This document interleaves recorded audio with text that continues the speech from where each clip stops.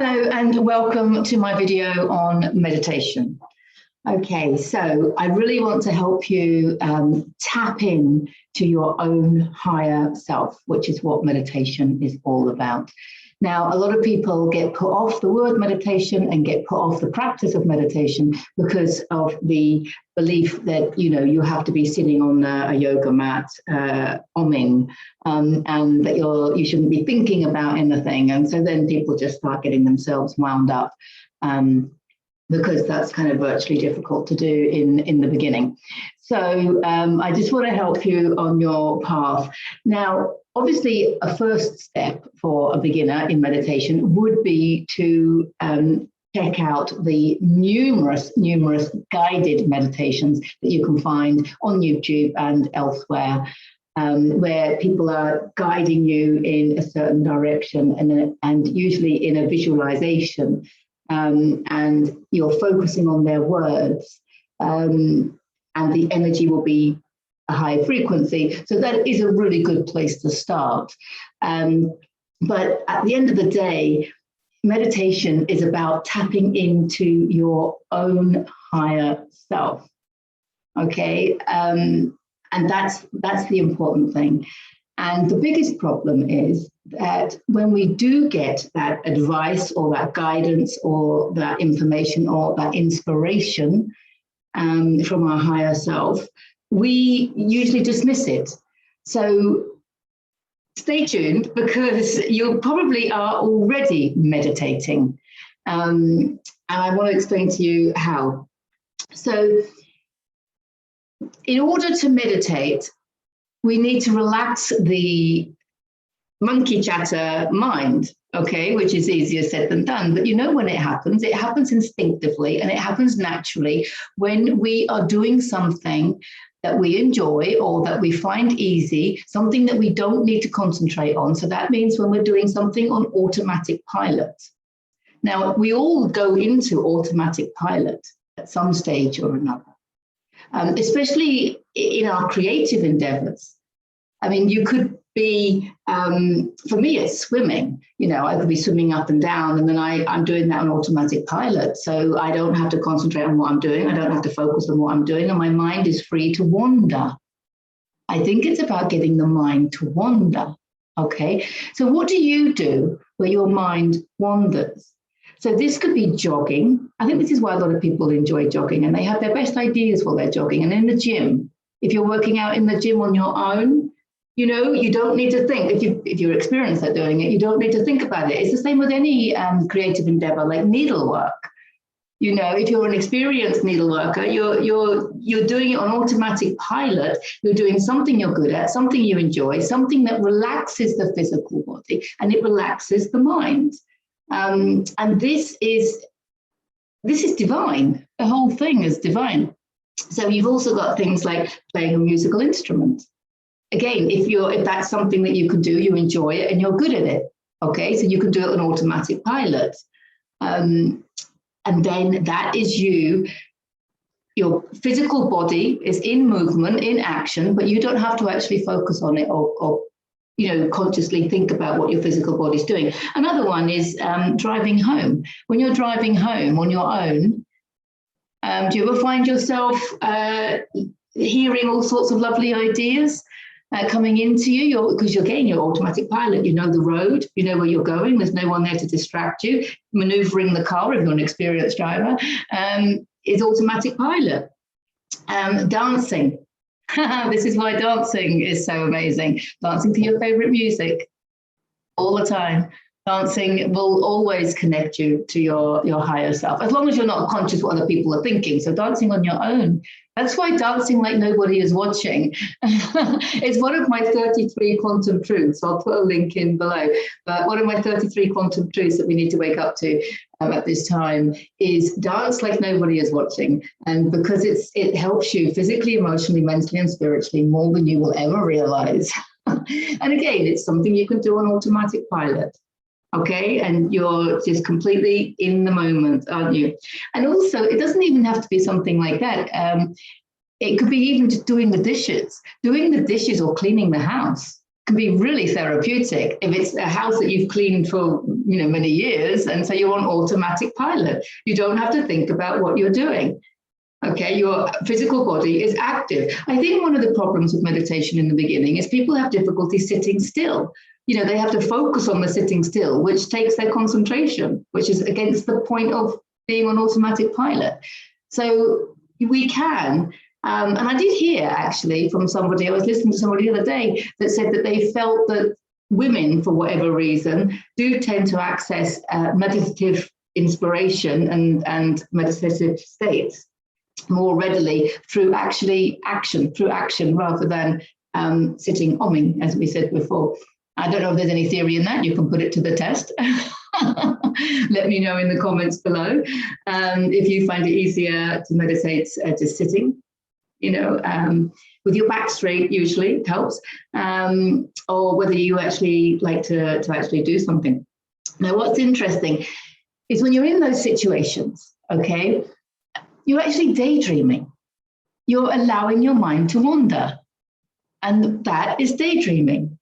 And you look back at all the kids in the classroom that were daydreaming, and it was considered a bad thing, and the teacher will start calling their name and they can't even hear it because they're too busy looking out the window, daydreaming completely in their own world, miles away, we say, don't we? That's glorious. That's beautiful. And yet we were brought up to think it was such a negative thing, that it was a waste of time. Oh my God, daydreaming is the best use of your time. Definitely. Whatever you could do to get into a daydreaming state, that's the state that we want, isn't it? Think about it. When you're on automatic pilot, that's when you're daydreaming. Daydreaming is the word. Daydreaming is the first step to meditation. Because your mind, you're not controlling your mind. You're not consciously thinking. Those thoughts and things are coming in and they're lovely things. Your body is relaxed. So we need to nurture daydreaming, that is for sure.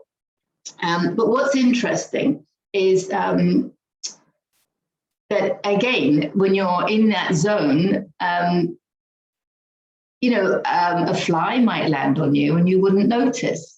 As I said, somebody might talk to you and you can't hear them because you're too much in your own world, right?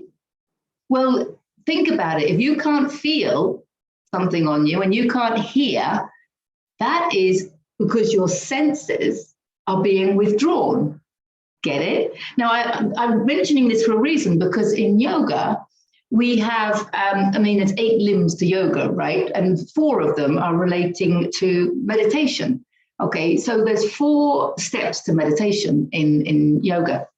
And the first one is called pratyahara, which literally translates as with the withdrawal of the senses. So the first step to meditation from a yogic perspective is when you can withdraw those senses. So you can, for example, meditate in a park where there are flies. I just have memories of that. And the flies are on you and you're not having to flick them off because you can't feel them, because you're so concentrating, you're concentrating, or you're just in your own world. You're daydreaming. Let's just change the language. Does it help if we change the language? Because if we use meditation terms, or even yogic terms for those that aren't yogis, it distances us from it. But we've all been a kid daydreaming. We've all cleaned our houses and done the dishes. We all have, done whatever, whether it's the gym or dancing or swimming or whatever exercise it is that we choose, that we like, walking in nature. We've all done that and we've lost ourselves. We've lost track of time. Losing track of time is glorious, isn't it? Of course it is, because time is a third dimensional concept. If you've lost track of time, you're already in a meditation zone. That's another starting step. It's absolutely brilliant. So when you're daydreaming, if you can't hear somebody calling you, or you can't feel, an insect on you or something, then that is the first step to meditation. That's the withdrawal of the senses. Now, in yoga, the second step to meditation is dharana. Now, dharana is about focused concentration. Now, have you ever seen somebody when they're really, really concentrating on something? So this would be something that you're not so much on automatic pilot, but you're just focusing on it, like trying to do something intricate, trying to maybe some modeling, or it might be, you know, the needlecraft that we talked about, you know, but just really focusing on doing something, and that focused concentration. And when you're focusing like that, you block out the outside world. So that's another level of meditation, right? Anything that blocks out the outside world, that is a place that you want to go to. That's a place where you're going to find some glorious inspiration and some connection with your higher self. So anything that blocks that out. The next step in yoga for meditation is called dhyana. Now, dhyana, the word dhyana, or the name dhyana actually means divine, but the stage in yoga is meditative absorption. But we use the word absorb when you're totally absorbed in something. You're totally engrossed in it. Again, think of the examples that I gave before. Jogging, swimming, playing a musical instrument, needlecraft, okay, dancing. You know, you're totally engrossed in it. It could be doing a jigsaw puzzle. You're totally engrossed in it. You might be watering your plants, you know, or you might be weeding the garden. It's something so therapeutic about all of these things, because you've got the withdrawal of the senses. You can't hear people if they're calling you. You're in your own zone. You're daydreaming. You've got the focused concentration, and you're completely absorbed in what you're doing, losing track of time. Okay, so I'm just drawing a parallel to these and hopefully putting it in a different context, to let you know that I am sure that you have already been meditating. And a lot of people say, oh, they get their best ideas when they're doing these things, you know, these creative activities. I certainly get my best ideas when I'm swimming, you know, so ideas will come to you. The important thing is that you heed those ideas and that you follow those ideas, because what happens more commonly than not is we dismiss them.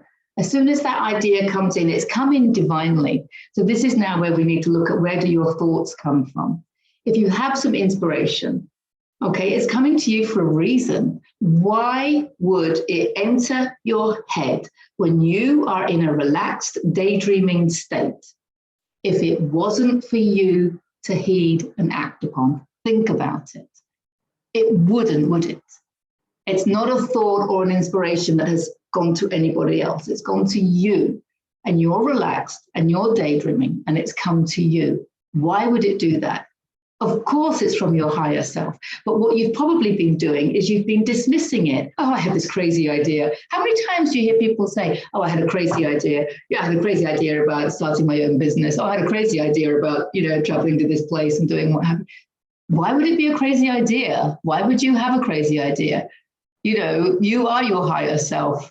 Your divine inspiration is coming from your higher self, which you are. So it's your higher self telling your human, but it's your human who is in the density. I can't do it. I can't afford it. I'm not good enough. I'm not worthy. I don't deserve it. Who wants to see or read or hear whatever it is that I'm thinking of putting out there? It doesn't matter. It's about you just doing it. It's about you following the thoughts that come. So if you have a thought to, like in my case, while I was swimming, I had this idea to write the book, my first book, you know, and straight away it was like, I laughed, carry on swimming, what a silly idea, idea came again.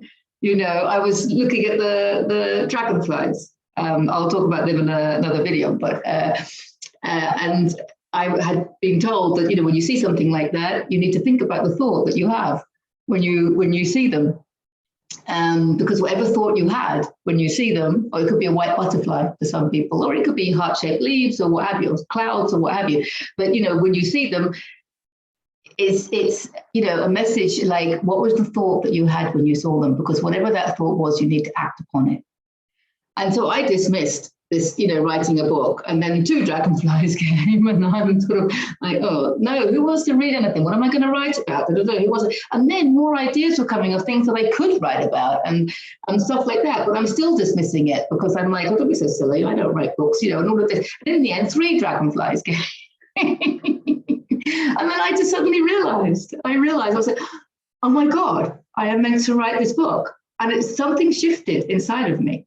Something completely shifted inside of me because I had this realization like, oh my God, I cannot ignore this group of 3, 3 is a magic number, 3 dragonflies. It reminded me of the 3 of Cups in Tarot, the celebration card.